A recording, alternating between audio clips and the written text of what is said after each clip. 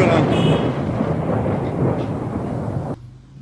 ಕರ್ನಾಟಕದಲ್ಲಿ ಬಡವರು, ಸಾಮಾನ್ಯರು, ರೈತರು ಬದುಕಲಾರದಂತ ಪರಿಸ್ಥಿತಿ ನಿರ್ಮಾಣ ಆಗಿದೆ. ಕಾರಣ ಒಂದ್ ಕಡೆ ನಿರುದ್ಯೋಗದ ಸಮಸ್ಯೆ, ಬದುಕಿನ ಸಮಸ್ಯೆ, ಬೆಲೆ ಏರಿಕೆ ಸಮಸ್ಯೆ, ಆಮೇಲೆ ಏನೂ ಇಲ್ಲ ಟೈಮ್ ಪಾಸ್ಗೆ SIR ಅನ್ನೋದು ತಗೊಂಬಂದು ಅದೊಂದು ಸಮಸ್ಯೆ. ಒಂದ್ ಕಡೆ ರೈತ ಜಮೀನುಗಳನ್ನ ಕಿತ್ಕೊಳ್ಳೋ ಸಮಸ್ಯೆ. ರೈತ ಅನ್ನೋ ವ್ಯಕ್ತಿ ಎಷ್ಟರ ಮಟ್ಟಿಗೆ ಕುಗ್ಗಿ ಹೋಗಿದ್ದಾನೆ ಅಂತಂದ್ರೆ, ಇವತ್ತೊಂದು ಚಿಕ್ಕಬಳ್ಳಾಪುರದ ರೈತ ಮೀಟರ್ ಬಡ್ಡಿ, ಯಾರೋ ರಾಜಕಾರಣಿಯ ಶಿಷ್ಯ ಅಂತೆ, ಕಾಂಟ್ರಾಕ್ಟ್ರು ರಾಜಕಾರಣಿಯ ಶಿಷ್ಯ ಅಲ್ಲಿ ಬಡ್ಡಿಗಳಿಗೆ ಬಿಡ್ತಾನಂತೆ. ಮೀಟರ್ ಬಡ್ಡಿ ವಾರಕ್ಕೆ 10% ಬಡ್ಡಿ ರೀತಿನಲ್ಲಿ ದುಡ್ಡುಗಳನ್ನ ಕಟ್ಟಬೇಕಂತೆ. ಕಾಂಗ್ರೆಸ್ ಸರ್ಕಾರ ಈ ಒಂದು ಮನಿ ಲಾಂಡ್ರಿಂಗ್ ಅಥವಾ ಅಕ್ರಮ ಬಡ್ಡಿ ವ್ಯವಹಾರ ಏನಿದೆ ಅದರ ವಿರುದ್ಧ ಕಾನೂನು ತಗೊಂಡ್ಬಂತು. ನಿಜವಾಗ್ಲೂ ಇದು ಉಪಯೋಗಕ್ಕೆ ಇದೆಯಾ? ಕಾಂಗ್ರೆಸ್ ಸರ್ಕಾರ ಏನೇ ತಂದ್ರೂ ಕೂಡ ಉಪಯೋಗಕ್ಕೆ ಬರದಂತ ಪರಿಸ್ಥಿತಿ ಇದೆ. ಬಟ್ ಚಿಕ್ಕಬಳ್ಳಾಪುರ ರೈತನ ವಿಚಾರ ಮಾತಾಡೋದಾಯ್ತು ಅಂತಂದ್ರೆ, ಬರೀ ಚಿಕ್ಕಬಳ್ಳಾಪುರದಲ್ಲೇ ಇತ್ತಲ್ಲ, ಕರ್ನಾಟಕದ ಯಾವುದೇ ಮೂಲೆಯಲ್ಲಿ ನೋಡಿ, ಯಾವುದೇ ಜಿಲ್ಲೆಯಲ್ಲಿ ನೋಡಿ, 31 ಜಿಲ್ಲೆಗಳಾಗಿರ್ಬೋದು, 230 ತಾಲೂಕುಗಳಾಗಿರ್ಬೋದು, ಅಥವಾ 30,000 ಹಳ್ಳಿಗಳಾಗಿರ್ಬೋದು, ಅಲ್ಲಿರೋನ್ ಯಾವನೋ ಒಬ್ಬ ದೊಡ್ಡವನೋ ದೊಡ್ಡವನೋ ಅಥವಾ ಆ ಊರಿನಲ್ಲಿ ಒಂದಷ್ಟು ಆರ್ಥಿಕವಾಗಿ ಚೆನ್ನಾಗಿರೋನು, ಅವನು ಬಡ್ಡಿ ವ್ಯವಹಾರಗಳ ಅಲ್ಲಿರುವಂತ ಬಡವರಿಗೆ, ಸಾಮಾನ್ಯ ಜನರಿಗೆ ಬಡ್ಡಿಗಳನ್ನ ಕಟ್ಕೊಂಡು ಮೀಟರ್ ಬಡ್ಡಿಗಳನ್ನ ವಸೂಲಿ ಮಾಡ್ತಾ ಇದ್ರೆ, ಇವತ್ತು ಎಷ್ಟೋ ಜನ ಅವಮಾನ ತಾಳಲಾರದೆ, ಆ ಬಡ್ಡಿ ಆ ಮೀಟರ್ ಬಡ್ಡಿ ಕಟ್ಟಲಾರದೆ ಸೂಸೈಡ್ ಮಾಡ್ಕೊಳ್ತಾ ಇದ್ದಾರೆ, ಪ್ರಾಣ ಬಿಡ್ತಾ ಇದ್ದಾರೆ. ಎಂತ ಸಮಾಜದಲ್ಲಿ ಮಧ್ಯಾಹ್ನ ಹಸುವಿನಿಂದ ಒಂದು ಕುರುಡು ಹೆಂಡತಿ ಮತ್ತೆ ಗಂಡ, ಒಂದಿಬ್ಬರು ಮಕ್ಕಳು ಕೇರಳದಲ್ಲಿ ಸೂಸೈಡ್ ಮಾಡ್ಕೊಂಡಿದ್ದಾರೆ. ಅಲ್ಲೂ ಕೂಡ ಕಾಂಗ್ರೆಸ್ ಸರ್ಕಾರ ಇದೆ, ಇಲ್ಲೂ ಕೂಡ ಕಾಂಗ್ರೆಸ್ ಸರ್ಕಾರ ಇದೆ. ಎಷ್ಟೋ ಜನ ಹೇಳಿದ್ರು, ಅಯ್ಯೋ ದುಡ್ಡು ತಿನ್ನಕ್ಕೆ ಏನು ಅಂತ. ದುಡ್ಡು ತಿನ್ನಕ್ ಬಿಟ್ರೆ ತಾನೇ ದುಡಿಯೋದು. ಈಗ ನಾನು ಹಾಕಿರೋಂತ ಚಿಕ್ಕಬಳ್ಳಾಪುರ ರೈತ ಏನಿದ್ದಾನೆ, 30,000 ಕಟ್ತಾನಂತೆ. 30,000 ಅಸಲು ಬಡ್ಡಿ ಕಳೆದ 4 ವರ್ಷದಿಂದ ಕಟ್ತಾ ಇದ್ದಾನೆ. ತಗೊಂಡಿರೋದು 6 ಲಕ್ಷ, 10 ಲಕ್ಷ ಕಟ್ಟಿದ್ರು. ಇನ್ನೂ ನೀನ್ ಕೊಡ್ಬೇಕು ಅಂತ ಹೇಳಿ ಪೊಲೀಸ್ ಕಂಪ್ಲೇಂಟ್ ಕೊಟ್ಟು ಅವನು ಗಡಗಡ ಅಂತ ನಡ್ಗೋಗಿ ವಿಡಿಯೋ ಮಾಡಿ ನನಗ್ ಕಳಿಸ್ತದ. ನನ್ನ ಕೆಲಸ ಅಲ್ಲ, ಯಾಕಂದ್ರೆ ನಾನೇನು CM ಅಲ್ಲ, ಮಿನಿಸ್ಟರ್ ಅಲ್ಲ, MLA ಅಲ್ಲ. ಆದ್ರೂ ಸಹ ನಿಮ್ಮಲ್ಲಿ ಒಬ್ಬನಾಗಿ ಅಲ್ಲ ಈ ರೀತಿ ಮೀಟರ್ ಬಡ್ಡಿ ದಂಧೆಗಳಿಗೆ ಪೊಲೀಸವ್ರು ಸಾತು. ಈಗ ನೋಡಿ, ಅವನು ವಿಡಿಯೋ ಮಾಡಾಕಿದ್ದಕ್ಕೆ ಚಿಕ್ಕಬಳ್ಳಾಪುರ ಪೊಲೀಸರು, ಸುಬ್ರಹ್ಮಣ್ಯ ಅಂತ ಅವನ ಹೆಸರು, ಇದು ಬರೀ ಒಂದು ಚಿಕ್ಕಬಳ್ಳಾಪುರದ ಕತೆ ಒಂದೇ ಅಂತಲ್ಲ, ಇಡೀ ಕರ್ನಾಟಕದಲ್ಲಿ ಈ ಮೀಟರ್ ಬಡ್ಡಿ ದಂಧೆಗಳು ದೊಡ್ಡವರು ಅಕ್ರಮವಾಗಿ ಮಾಡ್ತಾ ಇದ್ದಾರೆ. ಇದಕ್ಕೆ ಲಂಗು ಲಗಾಮು ಏನೂ ಇಲ್ಲ. ಇದಕ್ಕೆ ಸಾಥ್ ಕೊಡ್ತಾ ಇರೋರು ಒನ್ಸ್ ಅಗೇನ್ ಪೊಲೀಸರು. ಯಾವನು ಮೀಟರ್ ಬಡ್ಡಿ ಕೊಟ್ಟಿರ್ತಾನೆ ಅವನು ಆ ಸ್ಟೇಷನ್ಗಳಿಗೆ ಒಂದಷ್ಟು ಲಂಚ ಗಿಂಚ ಕೊಟ್ಕೊಂಡು ಮೇಂಟೈನ್ ಮಾಡ್ತಾನೆ. ಯಾರು ಬಡ್ಡಿ ತಗೊಂಡಿರ್ತಾರಲ್ಲ ಅವರನ್ನೇ ಎದುರಿಸಿ ಬೆದರಿಸಿ ಅವನ ಮೇಲೆ ಕೇಸ್ ಹಾಕ್ತೀವಿ ಅಂತ ಪೊಲೀಸರು ಮಾಡುವಂತ ಕೆಲಸ. ಇವತ್ತು ಕರ್ನಾಟಕದಲ್ಲಿ ನೀವೇ ಹೇಳಿ, ಮೀಟರ್ ಬಡ್ಡಿ ದಂಧೆ ಅಥವಾ ಮನಿ ಲಾಂಡ್ರಿಂಗ್ ಅಂತ ಏನಿದೆ ಅಕ್ರಮವಾಗಿ ನಡೀತಾ ಇರೋಂಥದ್ದು ಒಂದು ದೊಡ್ಡ ದಂಧೆಯಾಗಿ ನಡೀತಾ ಇಲ್ವಾ? ಎಷ್ಟು ಜನ ಜೀವನ ಕಳ್ಕೊಂತ ಇದ್ದಾರೆ, ಉದ್ಯೋಗ ಇಲ್ಲ, ಆಮೇಲೆ ನಿರುದ್ಯೋಗದ ಭರವಸೆ ಇಲ್ಲದಂತ ಮುಂದಿನ ಭರವಸೆ ಭವಿಷ್ಯ ಆ ಚಿಕ್ಕಬಳ್ಳಾಪುರದ ರೈತ ಹಾಕಿದ್ದ. ಹಾಗಾಗಿ ಕರ್ನಾಟಕದ ಜನರಿಗೆ ತಿಳಿಸ್ಬೇಕು, ಈ 3 JCB ಪಕ್ಷಗಳಿಗೆ ನೀವು ವೋಟ್ ಹಾಕಿ ಅಕ್ರಮಗಳು, ಭ್ರಷ್ಟಾಚಾರ, ನಿರುದ್ಯೋಗ ಬೇಡದಂತದ್ದು. ಇವತ್ತು ನೋಡಿ, ನಾಳೆಯಿಂದ SIR ಅಂತೆ. ಅಂದ್ರೆ ಅಲ್ರಿ, ನಾವು ವೋಟ್ ಹಾಕಿ ಸರ್ಕಾರ ಮಾಡಿಸಿ ನಮ್ಗೆ ಗೂಟ ಇಕ್ತಾರೆ ಇವರು. SIR ಅನ್ನೋ ಅಲ್ರಿ, ಇದು ಮತದಾರರ ಪರಿಷ್ಕರಣೆ ಆವತ್ತಿಂದ ನಡೀತಾ ಇತ್ತು. 18 ವರ್ಷ ಆಗಿರೋರ್ನ ಸೇರ್ಸೋದು, ಸತ್ತೋಗಿರೋರ್ನ ಡಿಲೀಟ್ ಮಾಡೋದು.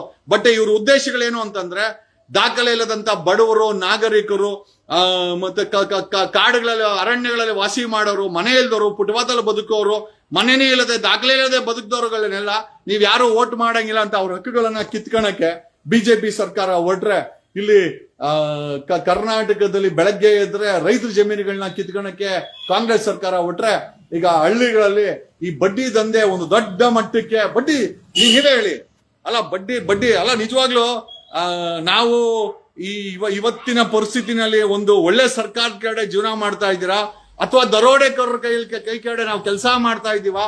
ಅಲ್ರಿ, ಜನರಿಗೆ ಕೆಲಸ ಇಲ್ಲ, ಬೆಲೆ ಏರಿಕೆ ತಡ್ಕೊಳಕ್ ಆಗ್ತಾ ಇಲ್ಲ.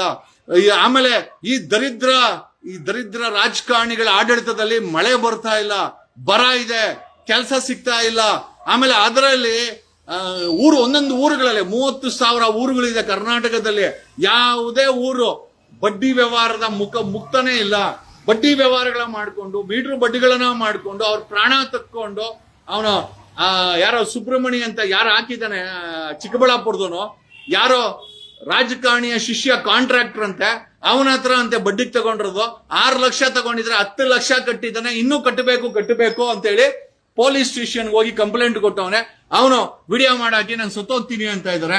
ಅಲ್ಲ, ಒಬ್ಬ ಸಾಮಾನ್ಯ ವ್ಯಕ್ತಿಗಳಾಗಿ ನಾವ್ ಏನು ಮಾಡಕ್ಕಾಗುತ್ತೆ? ಅಲ್ಟಿಮೇಟ್ ಬದಲಾವಣೆ ನೀವುಗಳೇ ಮಾಡ್ಬೇಕಾಗಿರೋದ್ರಿಂದ. ಆಮೇಲೆ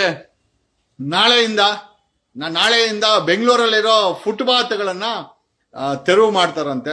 ಮಾಡಿ, ನಾವ್ ಯಾರು ಕೂಡ ಫುಟ್ಪಾತ್ಗಳನ್ನ ತೆರವು ಮಾಡಬೇಡಿ ಅಂತ ಹೇಳ್ತಾ ಇಲ್ಲ. ಬಟ್ ಒಂದು ಪ್ರಶ್ನೆ ಏನಪ್ಪಾ ಅಂತಂದ್ರೆ, ಅಲ್ರಿ, ಈಗ ದುಡ್ಡಿರೋನು ಅಂಗಡಿಲಿ ವ್ಯಾಪಾರ ಮಾಡ್ತಾನೆ, ದುಡ್ಡಿಲ್ದವನು ಕ್ರೈಮ್ ಮಾಡಿದಿರಾ, ಬೇರೆ ಯಾವ್ದು ಕ್ರಿಮಿನಲ್ ಆಕ್ಟಿವಿಟೀಸ್ ಮಾಡ್ದಿರಾ, ಫುಟ್ಪಾತ್ ಅಲ್ಲಿ ಏನೋ ಜೀವನ, ಸಾಯಂಕಾಲನೋ ಬೆಳಗ್ಗೆನೋ ಒಂದು ಜೀವನ ಮಾಡ್ಕೊಂಡು ಹೋದ್ರೆ, ಆ ಫುಟ್ಪಾತ್ ಅನ್ನ ತೆರವು ಮಾಡ್ತೀವಿ ಅಂತ ಹೇಳಿದ್ರೆ ಖಂಡಿತವಾಗಿ ಅವ್ರಗಳಿಗೆ ಒಂದು ಜಾಗವನ್ನ ಸರ್ಕಾರ ಮಾಡ್ಕೊಡ್ಬೇಕು. ಫುಟ್ಪಾತ್ ಅಲ್ಲಿ ವ್ಯಾಪಾರ ಮಾಡೋರ ವಿಚಾರ ಸುಪ್ರೀಂ ಕೋರ್ಟ್ ವರೆಗೂ ಹೋಗಿದೆ. ಬಾಂಬೆನಲ್ಲಿ ಕನಿಷ್ಠ ಏನಿಲ್ಲ ಅಂದ್ರೆ ಒಂದು 40ರಿಂದ 50 ಕೇಸ್ಗಳು ಸುಪ್ರೀಂ ಕೋರ್ಟ್ಗೆ ಹೋಗಿದೆ. ಆಸ್ ಎ ಫಂಡಮೆಂಟಲ್ ರೈಟ್, ಬಡತನ ಅಪರಾಧ ಅಲ್ಲ, ಬಡವ ಅಪರಾಧಿ ಅಲ್ಲ, ಅವನ ಅಪರಾಧ ಮಾಡೋ ಅವಶ್ಯಕತೆ ಇಲ್ಲ. ಅಲ್ರಿ, ಫುಟ್ಪಾತ್ ಅಲ್ಲಿ ಮಾಡಿರೋರ್ನ ತೆರವುಗೊಳಿಸೋದೇನೋ ಓಕೆ, ಅವ್ರಿಗೊಂದು ಜಾಗ ಮಾಡ್ಕೊಡ್ಬೇಕಾದ್ದು ಸಹ ನಿಮ್ಮ ಜವಾಬ್ದಾರಿ ಅಲ್ವಾ, ಸರ್ಕಾರದ ಜವಾಬ್ದಾರಿ ಅಲ್ಲ? ಅಲ್ರಿ, ನೀವೆಲ್ಲಿ ಜಾಗ ಮಾಡ್ಕೊಡ್ತೀರಾ? ನಿಮ್ಗಳಿಗೆ ಬಿಡದಿ ರೈತ ಜಮೀನ್ ಬೇಕು. ಬೆಂಗಳೂರಿನೆಲ್ಲ ಮುಗ್ಸಾಕಿದ್ರೆ ಇನ್ನೇನು ಉಳಿಸಿಲ್ಲ. ಬೆಂಗಳೂರು ಪೂರ್ತಿ ಮುಗ್ಸಾಕಿ ಏನೋ ಬಿಡದಿನಲ್ಲಿ 9,500 ಎಕರೆ, ಆನೇಕಲ್ಲಲ್ಲಿ 2,500 ಎಕರೆ, ಚಿಕ್ಕಬಳ್ಳಾಪುರದಲ್ಲಿ 2,800 ಎಕರೆ, ದೊಡ್ಡಬಳ್ಳಾಪುರದಲ್ಲಿ 1,500 ಎಕರೆ. ನಿಮಗೆ ಸರ್ಕಾರಕ್ಕೆ ರಿಯಲ್ ಎಸ್ಟೇಟ್ ಮಾಡಕ್ಕೆ ರೈತರ ಜಮೀನ್ ಬೇಕು. ಬೆಂಗಳೂರಲ್ಲಿ ಬಡವರು ಫುಟ್ಪಾತ್ ಮೇಲೆ ಜೀವನ ಮಾಡ್ತಾ ಇದ್ದವ್ರಿಗೆ ಒಂದು ಜಾಗ ಮಾಡ್ಕೊಡ್ಬೇಕಾದ್ದು GBA ಕಮಿಷನರ್ ಕೆಲಸ, ಬೆಂಗಳೂರು ಇನ್ಚಾರ್ಜ್ ಕೃಷ್ಣ ಬೈರೇಗೌಡರ ಕೆಲಸ. ಕೃಷ್ಣ ಬೈರೇಗೌಡ್ರೆ, ನಾನು ನಿಮ್ಗೆ ಪರ್ಸನಲ್ ಆಗಿ ಒಂದು ಮಾತು ಹೇಳ್ಬೇಕು. ನಿಮ್ ಮನೆ ಹತ್ರ ಸಾಕಾನಗರದಲ್ಲಿ ಎಷ್ಟು ಸರ್ಕಾರಿ ಜಾಗಗಳನ್ನ ನುಂಗಾಕಿದ್ದಾರೆ. ಆ ಗುಂಡಾಂಜನೇಯನ ದೇವಸ್ಥಾನ 5 ಎಕರೆ 5 ಕೋಟಿ ರೂಪಾಯಿನ ಯಾರು ನುಂಗಾಕರು ಅಂತ ನಾನು ಹೇಳ್ಬೇಕಾಗಿಲ್ಲ. ಸಾಕಾನಗರದಲ್ಲಿ CA ಪಾರ್ಕ್, ಪ್ಲೇ ಗ್ರೌಂಡ್ ಎಲ್ಲ ಮಾರಾಟ ಮಾಡಕರು. ನೀವ್ ಯಾರನ್ನು ಕೂಡ ವಾಪಸ್ ತರಿಸ್ಕೊಂಡು ನಿಮ್ಮ 15 ವರ್ಷದ ಆಡಳಿತದಲ್ಲಿ ಕೃಷ್ಣ ಬೈರೇಗೌಡ್ರೆ, ನಿಮ್ಮ ಬ್ಯಾಟರಾಂಪುರ ಕ್ಷೇತ್ರದಲ್ಲಿ ಅತಿ ಹೆಚ್ಚಿನ ಭೂ ದರೋಡೆ ಆಗಿದೆ, ಸರ್ಕಾರಿ ಜಮೀನುಗಳ ದರೋಡೆ ಆಗಿದೆ. ಈಗ ನೋಡಿದ್ರೆ ನಿಮಗೆ ಕಣ್ಣಿಗೆ ಅದು ಯಾವುದು ಕಾಣಿಸಲ್ಲ. ಬ್ಯಾಟರಾಂಪುರ ಕ್ಷೇತ್ರದಲ್ಲಿ ನಿಜವಾಗ್ಲೂ ನೀವೇನಾದ್ರೂ ಚಾಲೆಂಜ್ ಅಕ್ಸೆಪ್ಟ್ ಮಾಡಿ, ಹೌದು ಜಗದೀಶ್ ಅವರೇ ನೀವ್ ಹೇಳ್ತಾರೆ ಸುಳ್ಳು ತೋರಿಸಿ ಅಂತಂದ್ರೆ ಕನಿಷ್ಠ ಏನಿಲ್ಲ ಅಂತಂದ್ರೆ 1-2 ತಿಂಗಳು ಸಮಯ ಬೇಕು. ನಿಮ್ಮ ಕ್ಷೇತ್ರದಲ್ಲಿ ಆಗಿರುವಂತ ದರೋಡೆಗಳು, ಭೂ ದರೋಡೆಗಳು, ದೇವಸ್ಥಾನಗಳನ್ನ ದರೋಡೆ ಮಾಡೋರೆ, ದೇವಸ್ಥಾನ ಜಮೀನುಗಳನ್ನ ತಿಂದಾಕಿದ್ದಾರೆ, ಪಾರ್ಕ್ಗಳನ್ನ ನುಂಗಾಕಿದ್ದಾರೆ, ಪ್ಲೇ ಗ್ರೌಂಡ್ ನ ನುಂಗಾಕಿದ್ದಾರೆ, ನ್ಯಾಷನಲ್ ಹೈವೇ ಬೈಪಾಸ್ ನ ನುಂಗಾಕಿದ್ದಾರೆ. ಇದೆಲ್ಲ ನಿಮ್ಮ ಮನೆ ಸುತ್ತಮುತ್ತನೇ ತೋರಿಸ್ತೀನಿ ಬೇಕು ಅಂತಂದ್ರೆ. ಬಟ್ ಇಷ್ಟೆಲ್ಲ ಇದ್ಕೊಂಡು ಇವತ್ತು ಫುಟ್ಪಾತ್ ಅವರನ್ನ ಖಾಲಿ ಮಾಡಿಸ್ತೀವಿ ಅಂತ ಹೇಳುವಂತ, ಈಸಿಯಾಗಿ ಹೇಳುವಂತ ಸರ್ಕಾರ, GBA ಅಧಿಕಾರಿಗಳು, ಅವ್ರಿಗಳಿಗೂ ಕೂಡ ಒಂದು ದಾರಿಯನ್ನ ಮಾಡಿಕೊಡ್ಬೇಕು. ಅವರು ಕೂಡ ಈ ದೇಶದ ನಾಗರಿಕರು. ಬಡತನ ಅಪರಾಧ ಅಲ್ಲ, ಬಡವ ಈ ದೇಶಕ್ಕೆ ಭಾರ ಅಲ್ಲ, ಈ ರಾಜ್ಯಕ್ಕೆ ಭಾರ ಅಲ್ಲ. ಬಡವರಿಗೆ ಅಟ್ಲೀಸ್ಟ್ ಅವನ ತೆಗೆದಾಕ್ಬಿಟ್ರೆ ಅವ್ನು ನಾಳೆ ದಿವಸ ಹೋಗಿ ಕ್ರೈಮ್ ಮಾಡಿದ್ರೆ, ಕ್ರಿಮಿನಲ್ ಆಕ್ಟಿವಿಟೀಸ್ ಮಾಡಿದ್ರೆ ಸಮಾಜಕ್ಕೆ ಅದು ಭಾರ ಆಗಲ್ವಾ? ಅವನು ಹೊಟ್ಟೆ ಮೇಲೆ ಹೊಡೆದ್ರೆ ಅವನು ನನಗೇನು ದಾರಿನೇ ಇಲ್ಲ ಅಂತ ಸೂಸೈಡ್ ಮಾಡ್ಕೊಂಡ್ರೆ ಸರ್ಕಾರಕ್ಕೆ ಅದು ಪಾಪ ತಟ್ಟಲ್ವಾ? ಗೊತ್ತಿಲ್ಲ ನನ್ಗೆ ಅಲ್ಲ. ಆಮೇಲೆ ಸುಪ್ರೀಂ ಕೋರ್ಟ್ ಹೇಳಿದೆ, ಒಬ್ಬ ವ್ಯಕ್ತಿಯ ಅನ್ನ ದುಡ್ಕೊಂಡು ತಿನ್ನೋ ಹಕ್ಕನ್ನ ಕಿತ್ಕೊಂಡು ತಿನ್ನೋದು ಸಂವಿಧಾನಿಕ ವಿರೋಧ ಅಂತ ಹೇಳಿದ್ದಾರೆ. ಅಲ್ರಿ, ನೀವು ಈಸಿಯಾಗಿ ಹೇಳ್ತೀರಾ ಏನೋ ನಾಳೆ 1ನೇ ತಾರೀಕಿಂದ ಫುಟ್ಪಾತ್ ಅವ್ರ ಮೇಲೆ ನಾವು ತೆರವುಗೊಳಿಸ್ತೀವಿ ಅಂತ. ಅವ್ರ ಜಾಗ ಮಾಡ್ಕೊಡಿ. ಯಾಕೆ ಇರೋ ಬರೋ ಜಾಗಗಳನ್ನೆಲ್ಲ? ಅಲ್ರಿ ಕೃಷ್ಣ ಬೈರೇಗೌಡ್ರೆ, 1250 ಕೆರೆಗಳನ್ನ 30 ವರ್ಷದಲ್ಲಿ 3 ಪಕ್ಷಗಳ ಆಡಳಿತದಲ್ಲಿ ನುಂಗು ಹಾಕಿದ್ದಾರೆ. Indian institute of science report ಇದೆ. 1,00,000 ಎಕರೆ ಬೆಂಗಳೂರಲ್ಲಿ ಬರೀ ಕೆರೆಗಳನ್ನೇ ನುಂಗಾಕಿದ್ದಾರೆ ರಾಜಕಾರಣಿಗಳು, ಅಧಿಕಾರಿಗಳು.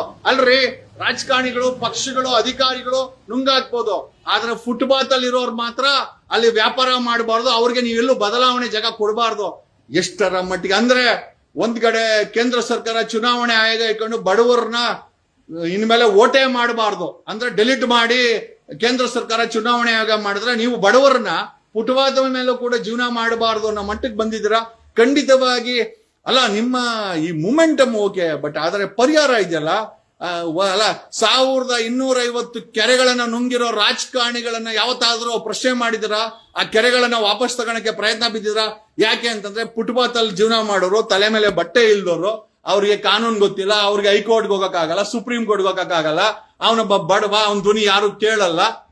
ಆಮೇಲೆ ಇಲ್ಲಿರೋ ಜನ ಹೇಳಿದ್ರೆ ಇಲ್ಲ, it's our right to walk on a footpath, fantastic. ಅವರು ಕೂಡ ಬಡವರಾಗಿ ಹುಟ್ಟಿದಾರ, ನೀವೇನೋ ಒಂದಷ್ಟು ಕಾಸು ಜೋಬಲ್ ಇಟ್ಕೊಂಡಿದ್ದೀರಾ, ತಪ್ಪೇನಿಲ್ಲ.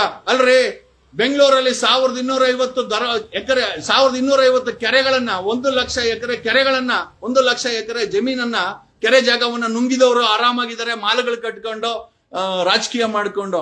ಫುಟ್ಪಾತ್ ಅಲ್ಲಿ ವ್ಯಾಪಾರ ಮಾಡೋನ್ ಬುಡಕಿಕ್ಕಕ್ಕೆ ಹೋಗ್ತಾವ್ರೆ GB ಅವರು ಮತ್ತೆ ಕೃಷ್ಣ ಬೈರೇಗೌಡ.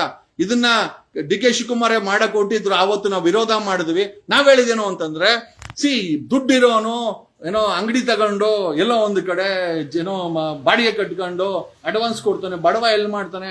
ಫುಟ್ಪಾತ್ ಅಲ್ಲಿ ಅವತ್ತು. ಆಮೇಲೆ ಎಷ್ಟೋ ಜನ ಕಮೆಂಟ್ ಆಗ್ತಾ ಇದ್ರು, ಅವ್ರು ಯಾರು ಕನ್ನಡಿಗರೇ ಅಲ್ಲಪ್ಪ. ಅಲ್ಲ, ಫುಟ್ಪಾತ್ ನ ತೆರವು ಮಾಡಕ್ಕೆ ಇಲ್ಲಿ ಕನ್ನಡದನ ಬರ್ತದೆ. ಬೆಂಗಳೂರಲ್ಲಿ 1250 ಕೆರೆಗಳನ್ನ ತಿಂದಾಕ್ದವ್ರು ಯಾರು? ಅವ್ರು ಯಾರು ತಮಿಳವ್ರಲ್ಲ, ಅವ್ರು ಯಾರು ಆಂಧ್ರವ್ರಲ್ಲ, ಎಲ್ಲ ಇಲ್ಲಿನ ರಾಜಕಾರಣಿಗಳೇ. ಹಂಗಾಗಿ ನಮ್ಮಗಳಿಗೆ ಬಡವನಿಗೆ ಒಂದ್ ನ್ಯಾಯ ಕೇಂದ್ರ ಸರ್ಕಾರ ಮಾಡ್ತಾ ಇದೆ. ಅವನು ಫುಟ್ಪಾತ್ ಆಗಿರೋ, ಆದಿವಾಸಿ ಆಗಿರ್ಲಿ, ಬಡವನಾಗಿರ್ಲಿ, ಮನೆ ಇಲ್ದಿರೋನಿಲ್ಲ, ಅವನಿಗೆ ಓಟ್ ಹಾಕೋ ದಾಖಲೆ ಇಲ್ಲ ಅಂತಂದ್ರೆ ಅವನು ವೋಟರ್ ಲಿಸ್ಟ್ ಇಂದ ಡೆಲಿಟೆಡ್.